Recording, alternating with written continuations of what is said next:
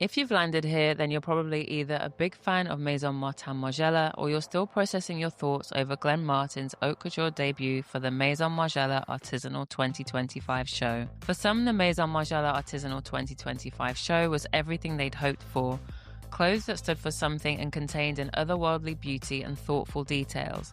For others, it was discomforting, even ugly, and the fact that we couldn't see the models' faces was disturbing. In this episode of the Charisse Report, we're going to look at themes of uglifying, destruction, and sustainability, as well as smaller details like the body as canvas, the masks, plastic, and the music from the show. After that, I'll share my favorite looks, but for now, let me tell you the story of Glenn Martin's Margiela Artisanal show.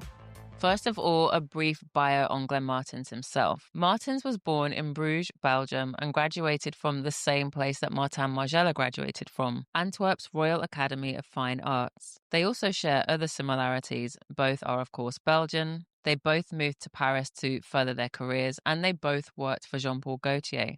Plus, they also have similar sounding names with the word Martin in there, but they're spelt differently. At Jean-Paul Gaultier, Martens worked as a junior designer in the women's pre-collection and the menswear label G2. In 2010, he began creating women's wear for Y Project under founder Yohan Serfaty. And in 2013, on Serfaty's passing, he took over as creative director, staying there until September 2024. Meanwhile, in 2012, he'd also launched his own label, which lasted for 3 seasons. And additionally, while working at Y Project, in October 2020, he became the creative director at Diesel. In January 2025, Martens was announced as the new creative director at Maison Margiela, taking over from John Galliano, who had been in the role for 10 years. Martens will continue in his role as creative director at Diesel, as well as at Margiela. So we can already see that he's someone that is very good at juggling multiple projects. And I know that's something that often comes up in discussion, is how these designers cope with so many collections. So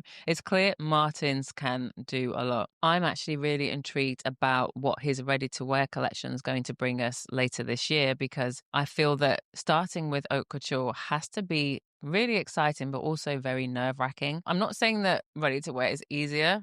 It probably is, though, because haute couture is the finest of the finest fabrics. It's the height of luxury. The reason I'm intrigued to see Martens' first ready-to-wear is because he's definitely a designer who's credited with evolving streetwear as we know it, and he also has a sense of humor. But while we wait for that, let's get into the details of this haute couture show. First, I want to talk about ugly/destruction. In his book, Ugly, The Aesthetics of Everything, Stephen Bailey talks about the concept of, quote, the confused contest between ugliness and beauty. And he states that it's a discussion that first emerged with the rise of modernism in the late 19th century, especially when it came to art. In the book, he shares this section from Lewis Carroll's Alice's Adventures in Wonderland. It involves a conversation between Alice and the Griffin, which was a mythical creature that had the body of a lion with the talons, the tail, and the head of an eagle. I'll read Bailey's paraphrasing of it here. The Griffin says to Alice, "Never heard of uglifying? You know what to beautify is, I suppose." Alice replies, "Yes, it means to make something prettier." So the Griffin says, "Well then, if you don't know what to uglify is, you're a simpleton." I feel that is a brilliant summation of how many people, I'm not calling them simpletons, they can't grasp how something that they find ugly, whether that's art, fashion, or architecture, could be seen as beautiful by others. Martens Margiela is the perfect case study to kind of discuss this concept, because online, so many people commented that at first they found it scary, ominous, uncomfortable. But for others who chose to look a little bit closer, those thoughts evolved and they began to appreciate the craft and the detail and the intricacy of each piece. So soon, what was at first disturbing becomes an object of desire. It's very much about that concept of the shock of the new, because often when something new comes along, it's so opposed to what we're used to. Many of us have a hard time getting used to it, and some of us will never, ever embrace it. Interestingly, back in the late 19th century, modernism arose as kind of a search for truth. And I find that fascinating, because right now, when we are surrounded by AI-created imagery, we're being offered digital twins. I think some of us are enjoying that fantasy, whereas others of us, we just want the truth, and the truth is not always pretty, and often the truth is quite ugly, but we'd rather have it. And I think that might be what Martens is saying with this collection. He's giving us truth. He's showing us how we as a planet have caused so much carnage and left so much detritus, which is, biologically speaking, organic matter that's like dirt, leaves, even poop, but also the things we leave behind, like all those used vapes that you might see in the street and other waste. But he's also showing us that we might be able to create something new from this. We do still have potential. For me, that's where the concept of destruction and devastation enter the conversation alongside ugliness. I feel that Martens could be showing us that destruction, i.e. ugliness, is essential to us moving forward into hopefully a brighter future. Devastation is the only way for us to find hope. And when I was working on the notes for this video, one of my favorite makeup artists, Inge Grognard, who is also a long-term collaborator of Martens Margiela himself, she shared a video on her Instagram stories, and it was a clip of the musician Nick Cave being interviewed on The Late Show with Stephen Colbert. Now, Nick has experienced the deaths of 2 of his 4 sons, so he's someone that is very familiar with grief, and somebody had written him a letter, and they were asking him, how does he find hope in a world where we look around and we see so many people being awful to one another? And Nick read a beautiful response, and a couple of the lines really struck me, so I'm going to play it for you here. It took a devastation to teach me the preciousness of life and the essential goodness of people. It took a devastation to reveal the precariousness of the world, of its very soul, and to understand that the world was crying out for help. It took a devastation to understand the idea of mortal value, and it took a devastation to find hope. So while those words are full of emotion, and you might be thinking, what has emotion got to do with fashion? I do feel fashion is emotional, and much of fashion is art. And just like art, fashion can hold a mirror to who we are and what we're doing as a world right now. I want to believe that Glenn Martens is a designer, an artist who truly values his impact and doesn't take for granted the fact that he has the potential to help us think differently and perhaps bring about change. I could be wrong. That's how I choose to read this theme of destruction. But there's also another way to read it, through the lens of sustainability, because without that, we will not have a bright future.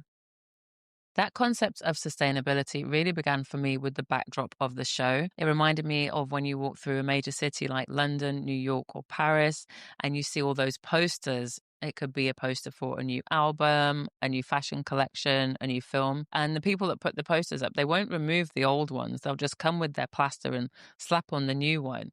So what happens over time is you get this layering of all these different bits of paper, and some of them are tearing away and you can see older ones beneath. And it's like layers and layers of history. The Margiela posters were all in shades of brown and grey and some red. And at some points they looked like a landscape, and others they looked like old wallpaper. The floor had a similar effect. It reminded me of layers of those Persian rugs, but instead it had been given a plaster-sized finish so that it was all one flat surface. And it really got me thinking about reuse and recycling. And when we look at the collection itself and the history of Maison Margiela, it makes a lot of sense. The man himself often wore second-hand clothes, and when he founded his house in 1988 alongside Jenny Myrons, as you can imagine, they were ready for their first collection, but they didn't have a budget. What they did was lean into using second-hand pieces of furniture. So they would paint it white or cover it with white cotton. I recently bought this tiny little zine from MoMU, the Fashion Museum Antwerp. They created this to celebrate Maison Margiela's White Universe 1988 to 2008. And even though it cost me £20 and it's very flimsy, it was actually really worth it because it gave me an insight into Martin's thinking. He said, "The lack of budget obliged me to be creative, to astonish without spending too much. I dreamt of derelict places." I love how he uses those words, obliged to be creative. It really romanticizes, like when you're told you've got a budget, it just feels like the most unromantic thing to be more frugal. But the way he words it is almost like a challenge to yourself. How can you be more creative with less? This love of the abandoned and unused continued with the opening of the first Margiela store in Tokyo 2000. They found an old, unused 1950s building and painted it white. That process of repurposing would go on to become a key Martens Margiela signature.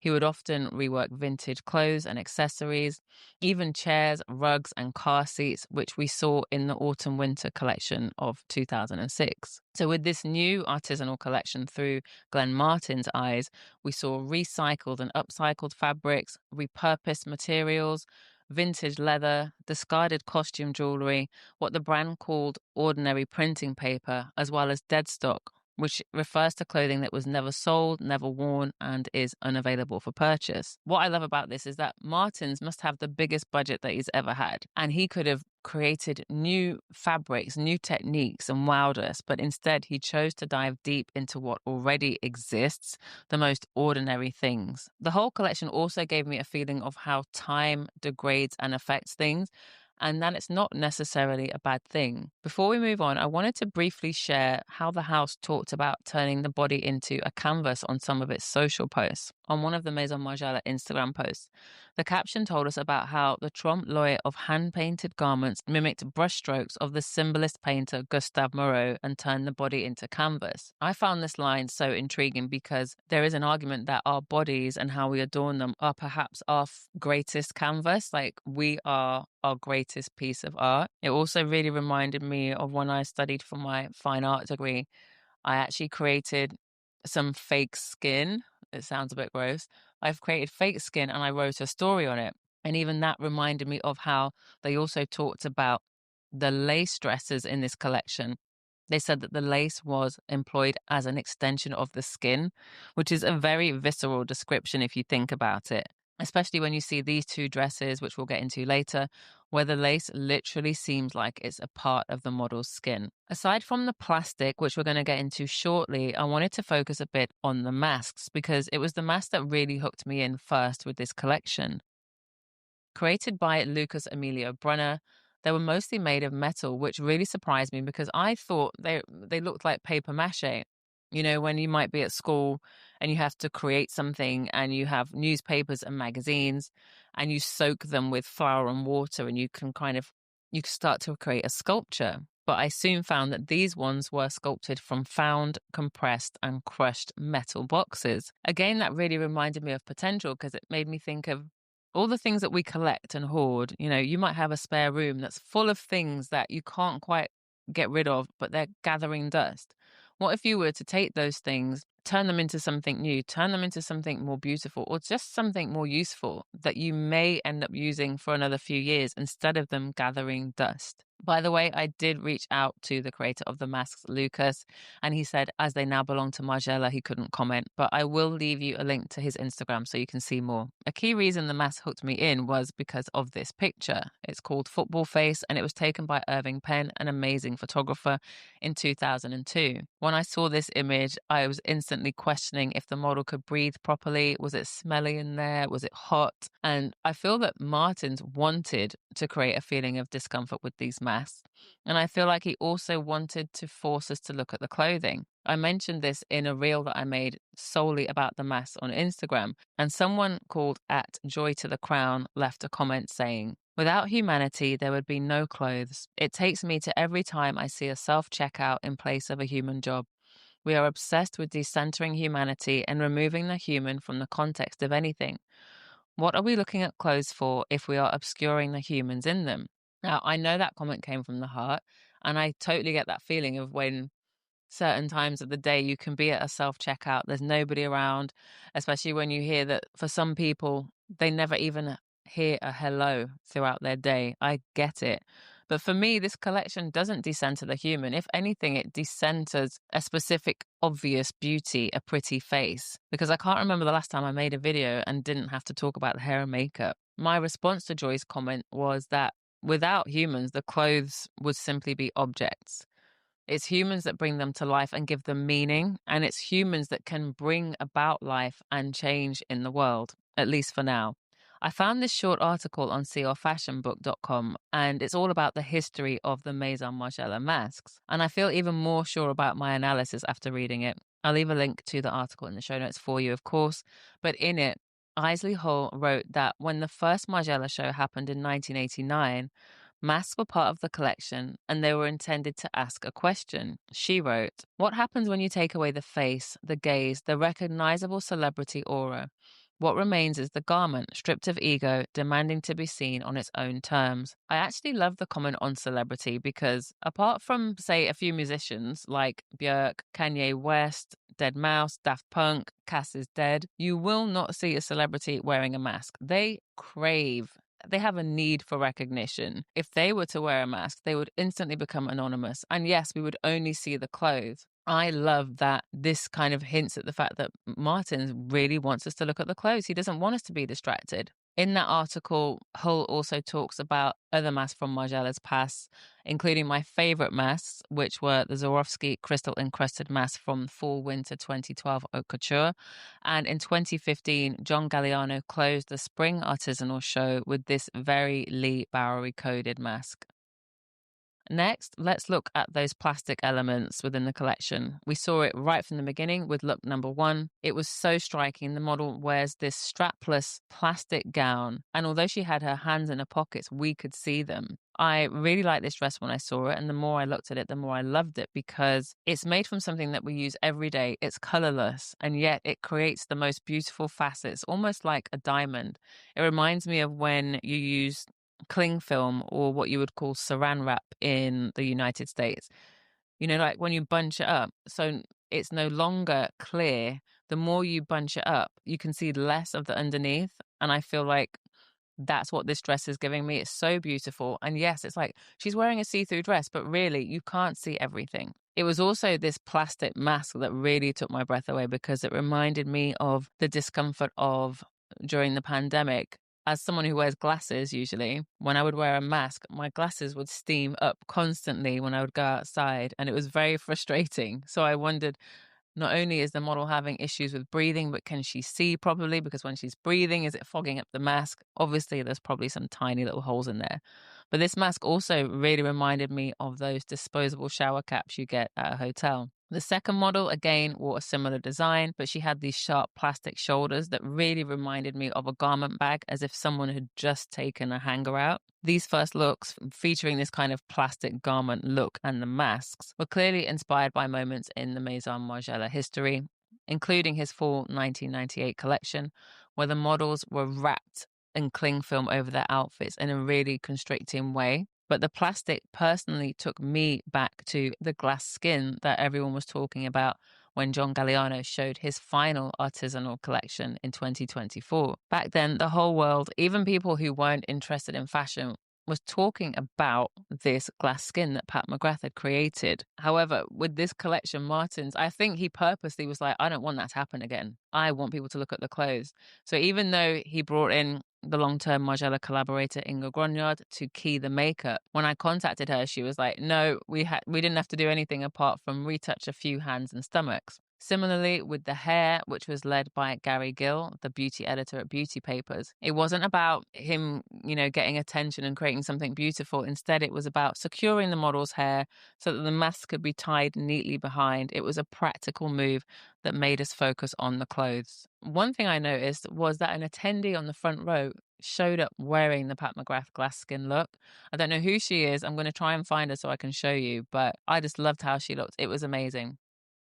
Before we move on to my favorite looks, let's talk briefly about the music, because music is a really integral part of a fashion show. It can really change how you view a fashion show. For the Margiela Artisanal show, there was a musical score based around a song called Disarm, which was released by the Smashing Pumpkins in 1993.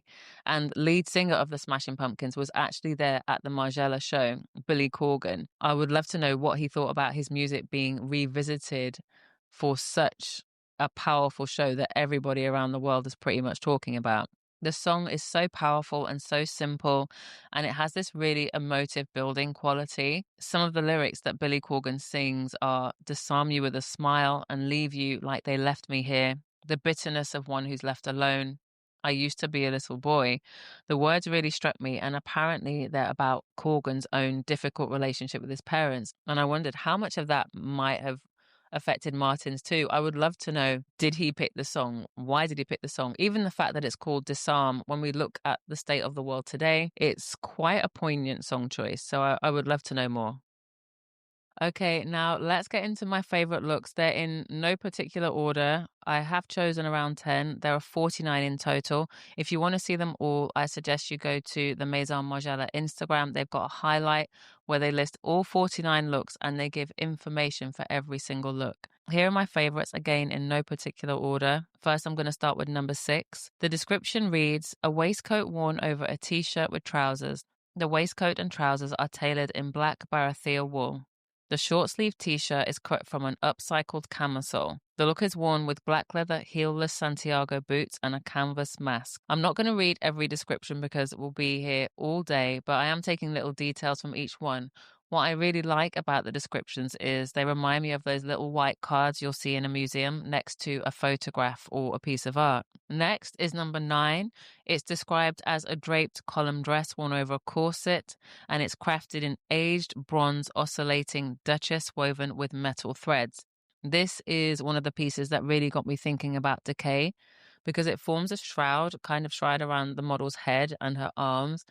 And it's that idea of being a shroud that reminds me of decay because in some cultures, a body is often dressed in a shroud or burial sheets before it goes into the ground. And over time, that shroud will disintegrate just as the body itself will disintegrate. So there is decay, which will at some point give way to something new in the form of plants, for instance, because nature always takes over. Next, this is number 14, and it's a biker jacket worn over a biker jacket and a corset with a skirt. It's a patchwork design made from upcycled biker jackets, and this is one that I would really love to try on. I would love to smell that leather, and I would love to feel the weight of the coat. I love that it's got these finger holes because you can kind of pull the jacket around you without exposing your whole hand. Next, this is number 17, and really it's just about the jeans for me. I love that patina that they have to them, and I would really love to see how these wear over time. Next, it's number 19, which is a coat worn over a corset. I love this dense black wool, and again, we've got the finger holes. The skirt is made from upcycled socks. This is number 29, and it's simply described as a dress. It's the most simple look of the collection, but I love how it has versatility. I could see it being worn with strappy sandals, and I could see it being worn with biker boots and a chunky knit in the winter. I really love it. This is number 30, which is a blazer worn over a tablier, which is an apron with trousers. I love how both pieces are embroidered with dead stock, emerald, costume jewelry, and crystals. And I would really love for Margiela to let us know where they found all this costume jewelry. This is number 38, and it's one of my favorites. It's a skin-colored Duchess satin dress with a bead and chain necklace, and I don't want to see Kim Kardashian wearing this. Next, this is number 40, and I really want to see it up close. As I mentioned on the house's Instagram, they described that they wanted the lace to look like a continuation of skin, and I love how it gradually kind of fades upwards. Underneath, it's just a skin-colored satin corset. Finally, this is number 43, and what I really want is this stretch satin body. It's printed with 3 shades of faded collages of 17th century Dutch nature mort flower painting. Nature mort is a French term which translates literally to dead nature, but in English, what it actually means is more like a still life, a still life painting, which would often feature fruit, whether it was decaying or ripe, flowers, or it could be a collection of anything. But I think when it comes to this collection, I prefer the French translation because dead nature really works with this concept of decay. To bring things to a close, for me, the Maison Margiela Artisanal 2025 Haute Couture show was a reminder of what has gone before and what the future might bring, both literally and conceptually. Literally, we were shown elements of the past, what has gone before at the House of Margiela, and what we can expect from Glen Martens. But conceptually, it showed us what we as humans have contributed so far to this world. We make things, and sometimes we love them, and sometimes we forget all about them. It's a reminder that if the human race was gone tomorrow, the clothes that we wear, the things we use to decorate our homes and cover our walls, our rubbish, our most special things, they will all decay and degrade and deteriorate, and they may well give way to something else that's more beautiful. It might even be a reminder of our own humanity, which is that thing that is meant to bind us all together wherever we are in the world. Because if we lose that, then we're truly in a bad place. But who knows? That's my interpretation, and I would love to know yours. Are you someone who's been a Glenn Martens fan and you've been eagerly awaiting his haute couture debut? Are you a Margiela fan that was a little bit nervous? Are you someone that's never normally interested in haute couture? Let me know what you think. If you've enjoyed this, please do like and hit that subscribe button so that you never miss another episode of the Charisse Report. I'll see you next time.